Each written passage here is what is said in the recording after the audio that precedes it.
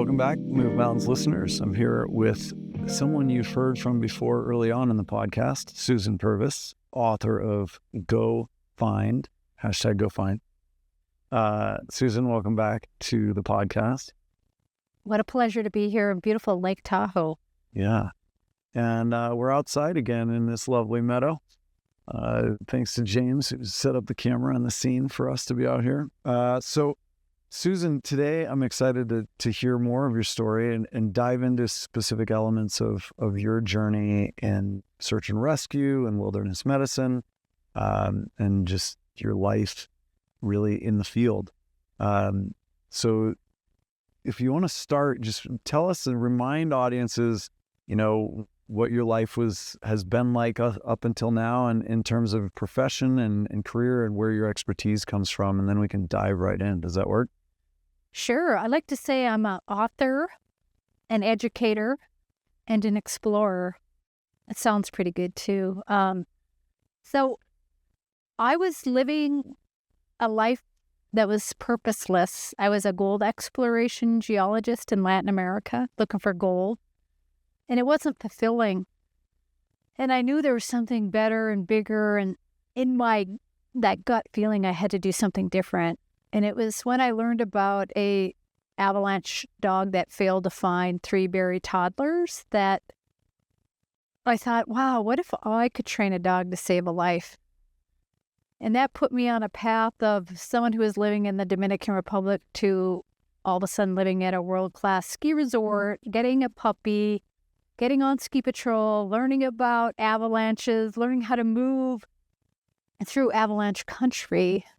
And it was in that moment that I set on this path to learn everything I could about saving lives, wilderness medicine, urgent care medicine, and search and rescue. That's a lot. And how old were you when you made that transition? I felt so old. I was 33, and I felt like my life was, nearly over. And I thought, if I don't do what I'm supposed to do in life, then life isn't worth living, in a way. I mean, I wasn't suicidal or anything, but I thought, why am I not pursuing my passion? And so I wanted to have a relationship with the canine that, we could communicate and save lives in the backcountry. Now, little did I know, years later when I wrote my book, actually, my work is really saving my own life. And in all of that transition, when you were starting to learn about the dog, the avalanches, the medicine side, what got you most excited? At what point were you so excited that you went, oh yeah, this is it? Thanks for that question. I came alive working at a urgent care ski area clinic in Crested Butte, Colorado. We literally had a garage door and the patients fell through it with all kinds of injuries. And when I was asked to work at this clinic for orthopedic surgeon, I was an EMT, emergency medical technician. And I could put all my skills to use. I love talking to people, making them smile, but medicine was curious to me. And I didn't know, even at age 33, how the body worked. And I thought, I am really good at this. And I had mentors along the way, doctors and physician assistants that helped me understand medicine. And it was there at the clinic that I met a man, Jeff Isaac, who was the curriculum director for Wilderness Medical Associates. And he was teaching people how to save lives in the backcountry. And it was his tutelage that I learned how the 3 major body systems work, and medicine became so easy for me. So that's interesting. The book is largely around the search and rescue side, the avalanche side, the dog and that journey. And I've never heard you identify that moment in the clinic, not in the wilderness, but in the clinic was when it all clicked. Wow. I'm curious, you said at one point, I'm so good at this. Like, what told you that, right? Because some people might go, okay, where's the the humility in that. But I hear that from you as like a recognition that you're finally living your purpose to some extent. What was the feedback you got that said, oh, I'm actually really good at this? Well, as my mentor said, medicine is, isn't rocket science. Rocket science is rocket science. And and he was a rocket science before he became an orthopedic surgeon. So medicine, we've been told our whole lives is, only for doctors, and you have to go through, 20 years of schooling, but it just wasn't true. I mean, I learned about medicine through mentors and actually practicing it. And as I saw 40 patients a day, I could figure out what was wrong with them. And for the most part, we could fix them. That's interesting, right? Because you would expect, and this is how we were raised, that medicine is complex. There's a lot to it, right? You have specialists for each area. You have all this stuff. What is it about these, I think you mentioned the systems, that makes it easy to identify as a non-doctor what's going on? Then what I learned was that if you break humans down into 3 major body systems, the circulatory system, the respiratory system, and the nervous system, if you understand how these systems work, you can recognize when something goes wrong. And either you have the tools to fix it or you need to evacuate. And evacuation, we'd like to say, is either a little evac or a big evac. And so once I learned how systems work, my life got so much easier. And, I'm sad that my dad and I didn't work on cars, because then I would have learned how the system of the car works, which probably isn't a whole lot different than human body function. So you mentioned the 3 systems.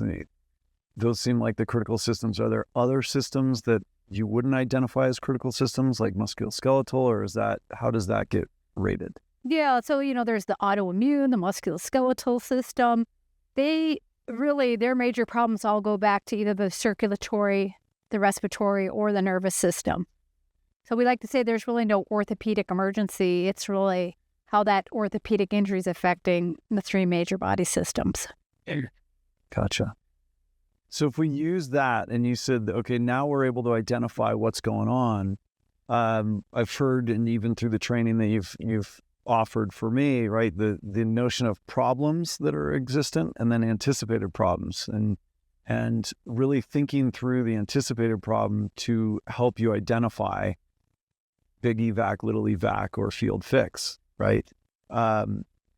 Give me some examples in the 3 systems, the 3 critical systems of what would be a problem that you might see, and what anticipated problem might be a field fix versus a little evac versus a big evac. So we can talk about, say, the circulatory system, the most common problem out there. And if you take away trauma from, say, the clinic I worked at, most people walking through the doors of our urgent care clinic were sick. So a medical mechanism of injury. And why are they sick? Well, it all comes down to that. What I like to say is their tank is low. They're dehydrated. They're not drinking enough. Why? Because they're on vacation. They're skiing between 10,000 and 12,000 feet. They're in hot tubs. They're drinking booze. And they're sweating and exercising a lot. So by the time we see them on day 3 or 4, their tank is low and they're sick. Sick from dehydration and sick from altitude sickness. And dehydration has taken a turn in the last few years, right, around making sure that there are the electrolytes in your hydration, not just assuming that chugging water is going to hydrate you, right? Because if we're losing that sweat, we're losing the electrolytes. Why is that so important? Yeah, so we call that, as long as you eat the SAD diet, I just learned this in a class last week, standard American diet, there's plenty of salt and sugar in it. So as long as you're eating in normal proportions. SAD diet. Isn't that great? Yeah, my friend had a heart attack at age 38 because he was eating the SAD diet. But as long as we eat normal proportions, drink in normal proportions, and do everything in moderation, we should never have a problem. It's when we start to withhold. So, if you look at the circulatory system, the problem is dehydration. Well, what's the anticipated problem? And the question is, can you die from dehydration? And the answer is yes, you can.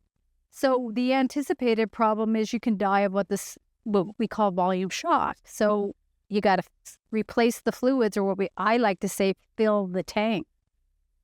So if you said you were dying of dehydration, you're actually dying of volume shock.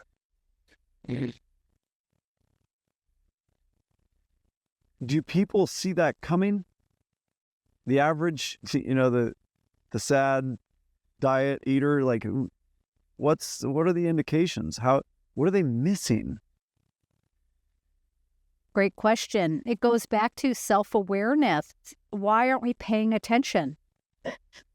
Why do, these things happen? So prevention, getting, on the early part of any activity, you have to say, am I eating and drinking and peeing and pooping in normal proportions? Because the minute we start withholding, it might be a sign that there's a problem. So it's all about paying attention. And most people aren't aware. So they, like you said, they just continue going, not recognizing the impact on the body, and that takes a toll. Are there any indications that people can pay attention to just from that example that would be like hey, if this is happening on a regular basis, maybe this is an area you need to be more attentive? Well, yeah, so it happened to me yesterday. I know better. I should have had 2 liters of water in the morning, but instead I had 3 cups of coffee, got on an airplane, had more coffee, sat in a vehicle, and by the time I got to altitude, my tank is low. And I know better. I teach this stuff, so it can creep up on us pretty quickly. Yeah. So even lethargy or just like not really having the energy is an indication that maybe the tank's a little low. And I think when most people think of the tank being low, they're thinking of food, right? Tell me what the difference is here around, like, when you talk about volume shock, what's the volume? Volume of what? Yeah, great question. So really, the human body is all about the right amount of perfusion pressure, meaning in our, 5 to 6 liters here of our high pressure system, we need to have enough fluid in there to keep the perfusion pressure oxygenating our brain and oxygenating the rest of our body. So if your tank gets low, you're going to have to work harder to get the perfusion up. And so that's how I like to think about it, is we got to just keep our perfusion pressure at the right level.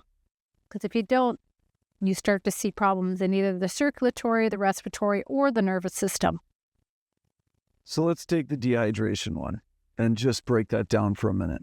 At what stage does it move from this is no longer something I can fix in the field? Yeah, so when people get far enough going from compensated to decompensated volume shock, their organs or their shell will start to shut down. And the first thing to shut down is your guts, your stomach.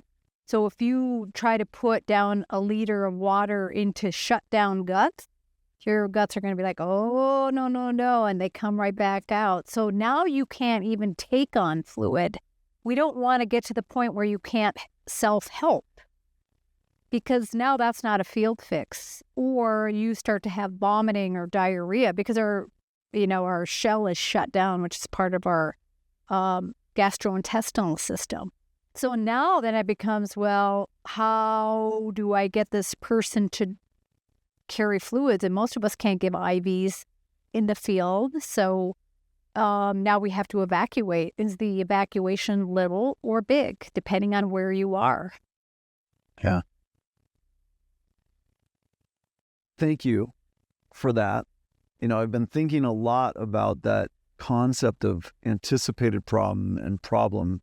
So often, especially in our line of work, we're like, okay, let's frame it in the positive.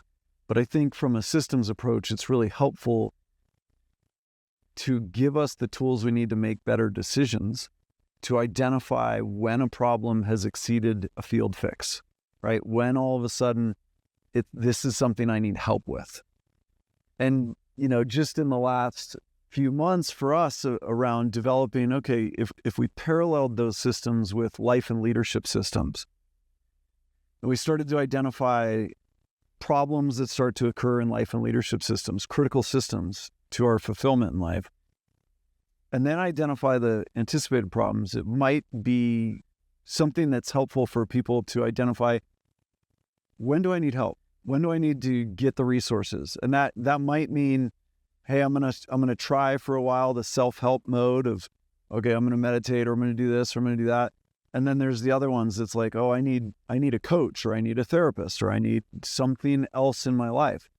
It might look like, hey, I'm gonna change my diet by myself, but maybe I need a nutritionist or someone helping me with exercise, a trainer. So just being able to identify when it's totally reasonable and normal for a critical system to be outside the realm of what we can offer our own support. So just as I float that to you, how's that concept land? Knowing that your background's in medical and the critical systems of the body, how's that concept sit with you? I love it. Because in medicine, we look for what we call signs and symptoms. So we're taught how to evaluate the human body for any kind of stressors. A sign is something you see, like a stop sign. And a symptom is something that the person complains about. So if you start looking at signs and symptoms in personal growth or corporate growth, what is it you're saying, and what are the people complaining of? So when you hear someone say, yeah, I'm chronically tired, or I don't have any energy to go for a walk, or I don't feel good, well, that's not normal behavior. So that should be like, antenna. Okay, and things can happen quickly, or they can happen slowly over time. And so, we need to be paying attention to that slow burn, because then all of a sudden, you can go off the cliff. So you could apply like signs, something you observe, or symptoms, something the patient complains about, into your interpersonal life or the work environment. It's all about paying attention. So let me give you an example of one and see how it lands, and then I'd love your input, right? So if one of the critical systems for life and leadership is relationship and trust, right? What is that? It's the quality and depth of your connections, personal and professional, right? And we'll break it down. We'll go on the life side, the leadership side, even though they're really overlapped and one and the same. But it might look like your friendships, your family bonds, your community, your faith, whatnot, and how strong those relationships are, and the trust that you have in those relationships at home. Or it might look like your executive team's cohesion, or your cross-departmental trust and function at work. So what would the problems be in the life side? Maybe, just feeling emotionally distant from loved ones, right? Or maybe just breakdowns in trust that seem like they're repetitious, right? Where there's this underlying breakdown in the foundation of key relationships. Or maybe in leadership, it might look like executive dysfunction, like a lack of trust and collaboration at the highest levels. The anticipated problems we have identified for that really escalate quickly, right? When I share these anticipated problems, I'm just curious your take on it. One, on the life side, is like chronic loneliness and loss of emotional support networks. Well, that escalated quickly, right? From just breakdowns in trust and emotional distance from loved ones, all of a sudden chronic loneliness and loss of support. So the question we ask ourselves there is like, is that something that is acceptable for us, right? Because this is where we get to start implementing choices and decision-making around our life and the leadership side. On the leadership side, it could look like high-profile departures or loss of or reputational damage that can take years to repair, right? All around just this one system of relationship and trust. What's landing for you with that? I know I can see the emotion in your eyes come up there. So what's hitting you on that? Well, I can relate to all that because at some point in my life, or maybe that pattern's repeatable, it's happened to me. So I think the overarching umbrella on that is, how do we communicate? Communication. Because either we say something that doesn't land with people, or the other person's not listening, or the team's not listening, or you're not articulating the way you should.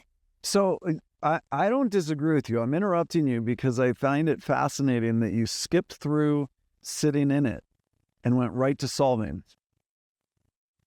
So I wonder if we can just come back to sitting in it for a minute and go, for somebody listening, you had mentioned, oh, you've been there. What if they're there? What if they're there right now? Either at the problem level or they're in the anticipated problem. What's the indication that they need to, you always said in our trainings, pull the big red switch, right? The big evac. When do they need coaching, counseling, whatever it is, the help that says, hey, you might be too far down this road to, quickly or easily self-regulate. I'm a firm believer that everybody can do it and that it's absolutely possible to get yourself out of these positions. But there are obviously moments where it's better to have support and help to do that. What would that look like? Well, it's happening to me right now. So this is maybe my solution, but I think of like two magnets, when you try to put two magnets together, they go whoop, right? Like I'm having that conflict in my personal life.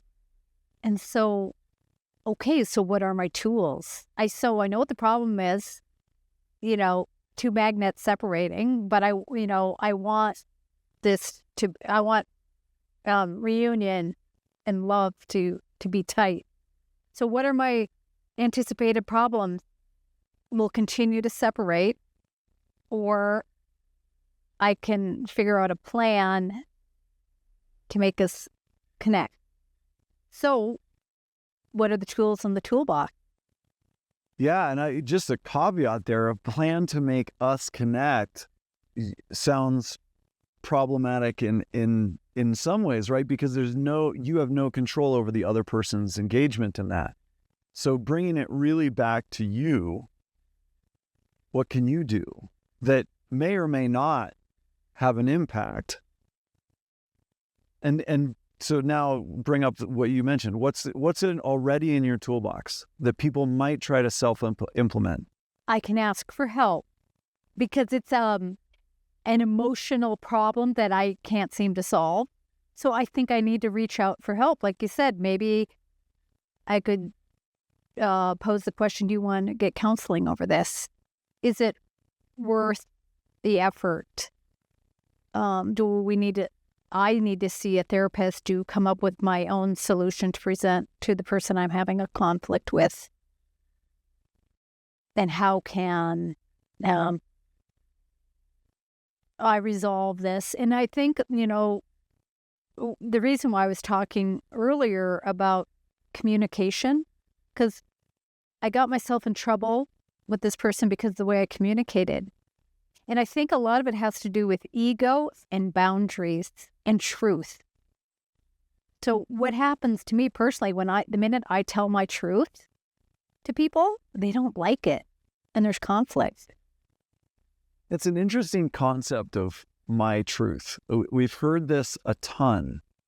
And I'm gonna throw out something and then see how it lands. If you have your truth and I have my truth, then there's no reason that we need each other. There's no reason that we need to move toward each other. But if the truth is always somewhere in between us, that I don't have a grasp on the whole truth, neither do you, that the truth is not individualized, it's bigger than all of us, right? It is bigger than you and I. Then you can have your own experience. You can have your own interpretation of that experience.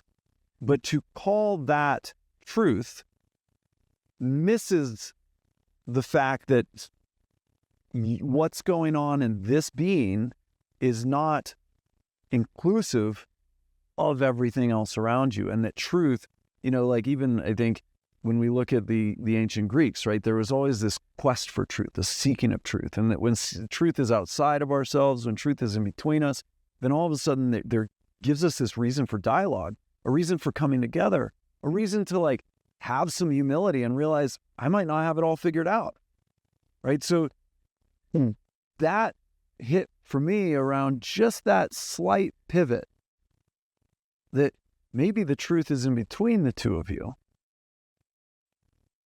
What would that do differently to how you show up to that relationship? Oh, I love that, Charlie. I can't even respond. I need to sit with that for a while. Good.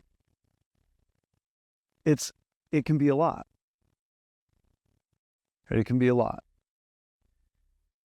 But we go back in your sharing of your story and how beautiful that you shared that dynamic of the two magnets. I'm sure that people are out there feeling that as well.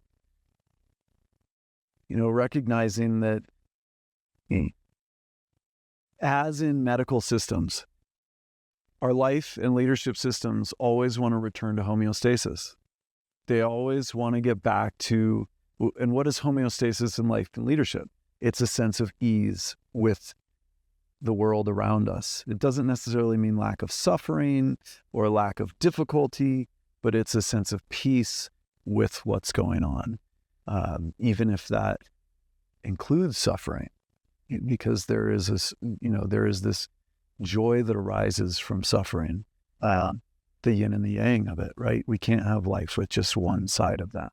And then I think about even medicine, that homeostasis or peace might just come for 20 minutes. And then you got to, our body's working, we're in a new environment, we're in airplanes, we're constantly shifting. Same with the work environment or the home environment. We're constantly trying to find homeostasis with that. And it's a full-time job. Yeah.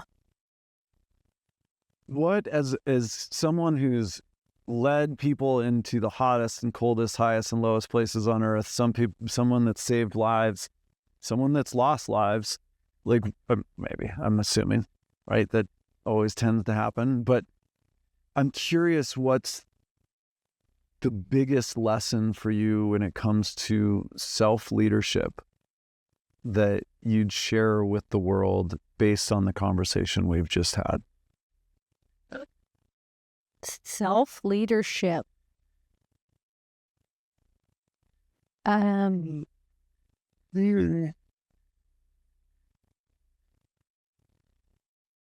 selfish as it sounds, when we teach medicine, at the end of the day, I'm number one.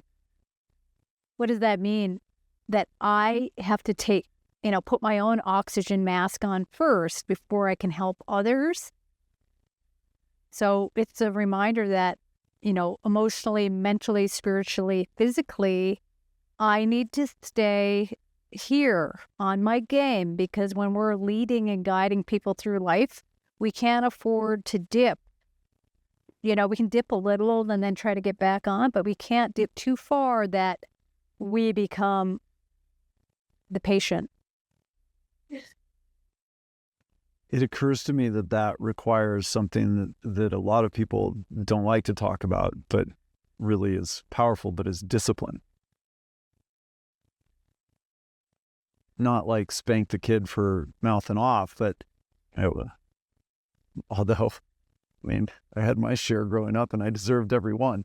But I'm curious, like, what does that discipline look like in the context of that relationship that you brought up?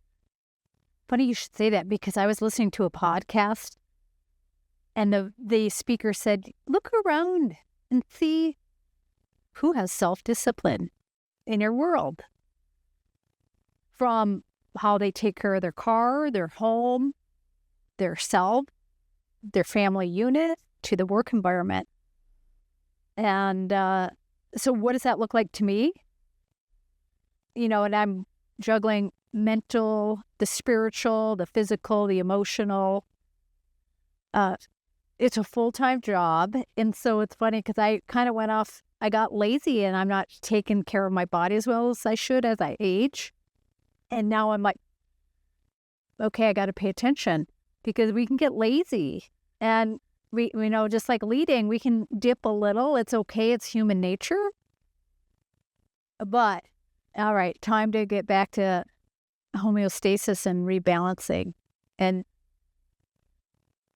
get back to the center. I don't. Yeah, it's perfect. Your answer is perfect. I hear you say we can dip a little, and then, but if we dip too far, that to me is the indication that if we're dipping a little, there's still room to field fix it or self-correct it, right? If we've dipped too far, it can take Herculean effort and Herculean discipline. It's possible to do it, but it's probable that support, outside support, even from a friend or a family or somebody, would be helpful. Yeah. What's your take on the frequency with which people think, oh, I need to fix this. Let's go for the med solution or the quick fix, I'm gonna assist the fix. It's quite popular and there's a lot of studies that say it's effective. How is that, how's that land for you? Well, I'm assuming you might be talking about people are going to take a pill for something to fix the human body. Yeah, well, maybe a pill, or they're experimenting with other sources that get them into a grounded state sooner. I know there's technology out there that's very effective at that. How do people decide? It's hard work to do it en natural, right? So how do you decide when to use humans as support versus? I'm going to give you an example for myself. I was not sleeping. This was maybe like 6 years ago. So I did a sleep study test. They put all the gadgets on you, and I felt like I went into that and it was dark and cozy, and I'm like, oh, wow, I slept so long. This was great. But when I saw my results, they're like, you twitched 120 times in 1 hour. That's called not REM sleep. So I'm like moving around, so I'm not sleeping right. So I go to meet with the doctor, and he's like, well, there's 4 things we could do.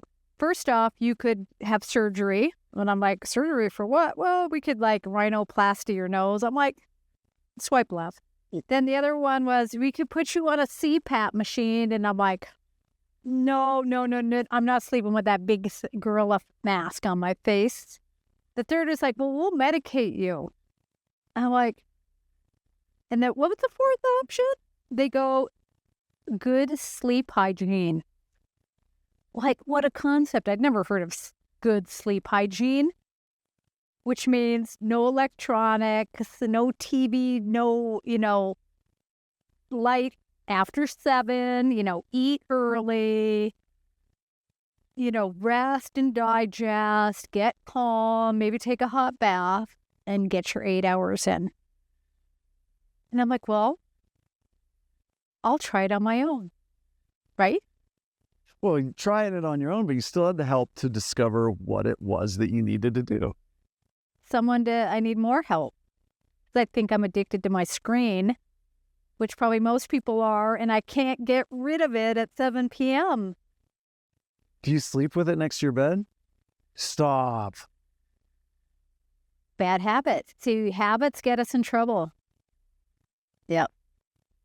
Well, thank you for that example. That's a beautiful example, right? So there are always going to be options.